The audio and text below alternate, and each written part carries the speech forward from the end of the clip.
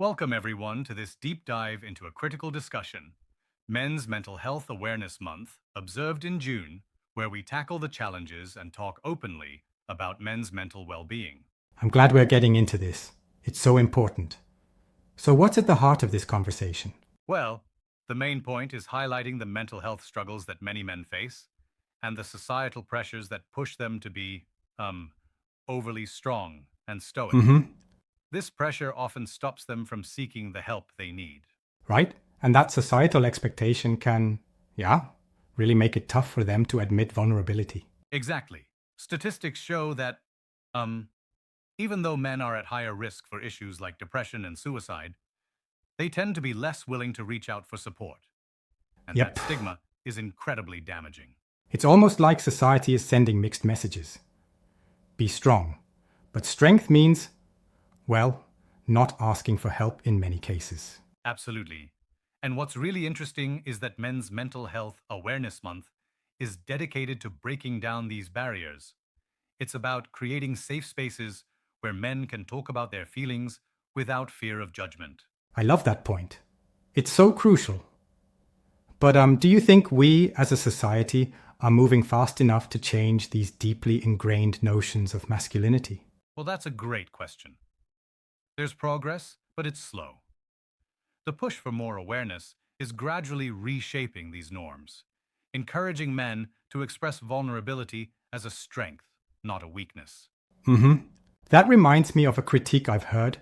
Some argue that while awareness months are great, they don't always bring real, tangible change in societal behavior. What do you think? I actually see it as a necessary first step. Sure, just having an awareness month won't fix everything, but it sets the stage for dialogue and, importantly, encourages men to seek the support they need. It's like planting seeds Yeah. for long-term change. Interesting analogy. And speaking of support, what are some of the strategies mentioned for men to take care of their mental health? There are a few key ones. First, regular exercise is highlighted as having a dual benefit, physical and mental. It's like clearing your mind while strengthening your body. Yeah, exercise always gets top marks. But what about, more gentle methods like hobbies or spending time in nature? Right on. Engaging in hobbies or simply being outdoors can offer a sense of calm and joy, which is so critical for mental balancing. These activities help reduce stress and create moments of peace. I can definitely see that. And what about building a support network? That seems like another pillar in this conversation. Exactly. Nurturing a strong support network, whether that's friends, family, or community groups, is, essential. Sometimes a conversation with a loved one can be a lifeline, and it's about making sure that safe spaces exist where men feel comfortable reaching out. There's also a call to recognize the importance of professional help, whether it's therapy or counseling.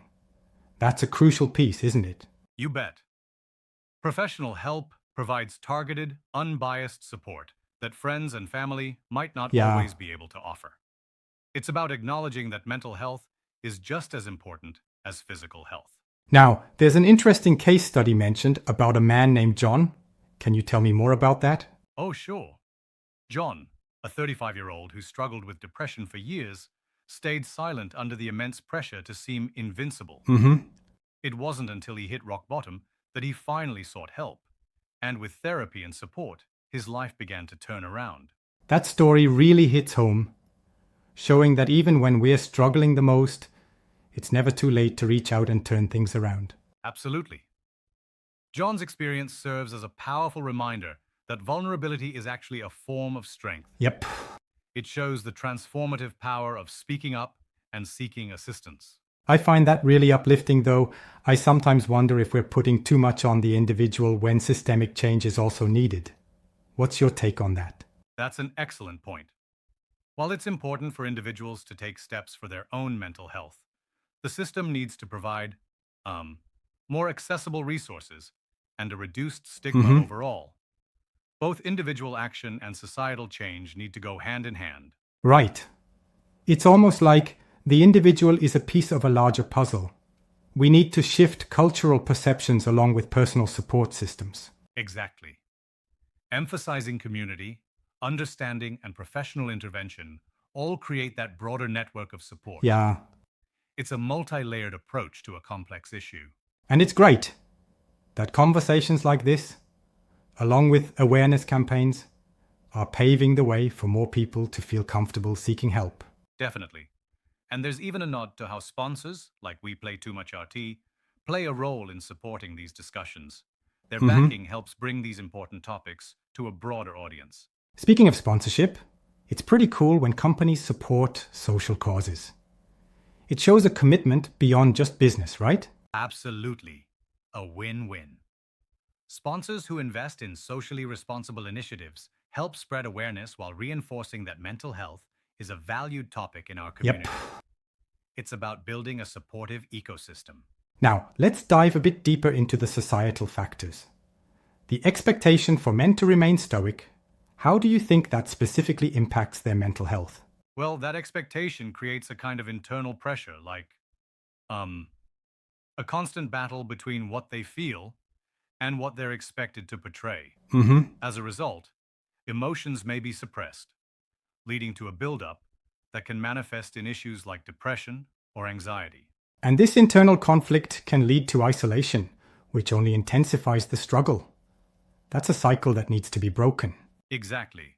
Opening up these discussions, whether in public forums or private circles, helps break that cycle and encourages a more authentic way of living. Yeah, It's about accepting that vulnerability can be liberating. it's like the old adage, no man is an island. By reaching out, men create a net of resilience around them. Right on. And to circle back to individual strategies, couple that with exercise, hobbies, and professional help, and you've got a holistic approach to mental health. It's not one size fits all, but rather a personalized journey. One thing I've been curious about, having a narrative like John's can sometimes overshadow other experiences. How do we make sure we're capturing the broader spectrum of men's mental health challenges?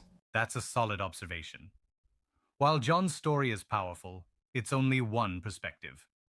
We need to amplify varied voices and experiences to understand the full range of mental health issues. Yep. More inclusive dialogue leads to better tailored support systems. Absolutely. When we have multiple stories and voices, it not only enriches the conversation, but also helps more men see themselves reflected in these narratives. Precisely.